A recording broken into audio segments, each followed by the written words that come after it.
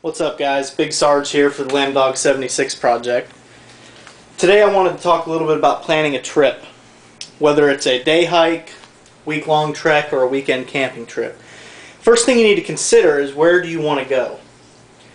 Some good things I found for that. Just want to give you a little bit of my opinion on where I go. Maybe you can find it useful, maybe you won't. Places like nps.gov. It's the National Park Service. They have great information on all their camping area, plus the hazards and the good parts of their sites. Another place I go is backpackercom. They have great reviews, also hiker written reviews on where you'll be going, what you'll be doing while you're at that site. I also use a program called Google Earth to give me an oversight of where I want to look at. Helps me plan what I'm going to need for water, shade, and etc. It's a great program. It is a few years old on the images, so you need to be aware that things do change over time, but it does give you a good general overview. When planning this trip here, what you need to do is, after you pick where you're going to want to pick your gear. What do I need? There's lots of good sites out there to help you with that if you don't know what to take. Backpacker.com also, I've mentioned it already, another good thing that they have is they have gear list. Gear list for winter or summer or different climates or altitudes and so on. They have these lists. Now, these lists can get bulky. You can kind of lighten the load a little bit. What I suggest when lightening your load is the four main elements that I have displayed here in front of you, which are food, water, fire, and shelter. No matter what, those are the four things you do not need to slack on. Food. There's different types of food you can take. You can take dehydrated meals, like this one from Mountain House. These are great meals. They're pretty tasty. You boil 16 ounces worth of water, place it in it, seal it up. 10 minutes later, you have a hot, delicious meal. You can also use MREs. MREs are pretty good depending on which ones you get. They can be heavy and bulky, and they can get pricey. Something you may want to consider when planning a trip.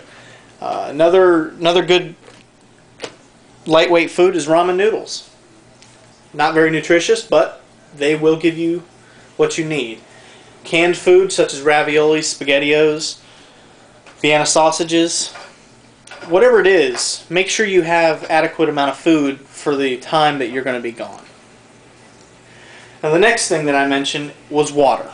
Now, whether you're taking a bunch of disposable bottles, reusable containers, or Camelback, whatever it is, make sure you have sufficient amount of water. Again, this goes back to checking where you're going, scouting out, using an aerial image, whatever it is, and planning your trip. Know if there's a water source nearby. If there's a pond or a lake, you're going to need a method to process your water. If not, you're going to need to know how much water you're going to need to take with you, because your body will use so much water with energy. You know, it depends what you're doing. You know, if you're building a campsite, you're going to use a lot of energy. If you're hiking a lot, if it's really hot, humid, these are things you need to consider. So make sure you have a water source. If not, make sure you have a plan for water. They sell these here, portable aqua tabs. I personally will only use them in an emergency situation. I would rather use a filter. Those are great though. They're very inexpensive. You can use them. I wouldn't recommend it, but they'll get you out in a pinch if you don't have any other type of filtration. Next thing is fire. You can carry waterproof matches. Waterproof matches are okay, but they're not really waterproof. If they get wet, saturated, they're no good. Same thing with a lighter. What are you going to do when it's wet? Nothing. I prefer what's called a fire steel. It's basically a flint and steel that you can spark. It throws out high volume of spark. It's very hot. It'll work in the rain, snow, in the middle of the summer when it's hot. It doesn't matter. It will work. They also come with a block of tinder. It's called wet fire starting tinder. They come with them because when it's really wet out, you can use this as a basis and it will burn wet to help you get a fire going. Why do I mention fire? Fire is good for a couple things. Fire is really good for cooking. It's also good for a heat source, signaling or security, and also psychological boost. When you're in the middle of a wilderness, sometimes you just need that little extra boost. Just kind of calm you down or help you think straight. Fire will do that. Trust me. Next thing I mentioned was shelter.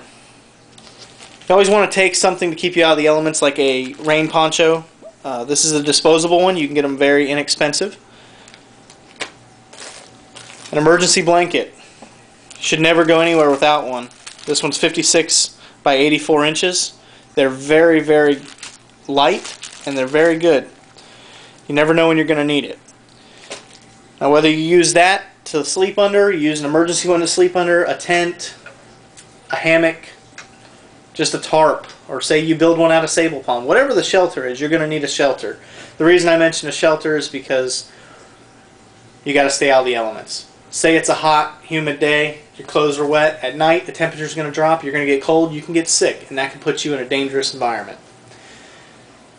So these are just some things I wanted to bring to your attention. Those are the 4 main things that you do not want to slack on when planning your trip. Everything else is kind of not really necessary. You don't need to take a lot of weight, stuff like that. Feel free to comment. This is Big Sarge, and we will see you next time. Have a safe trip and happy planning.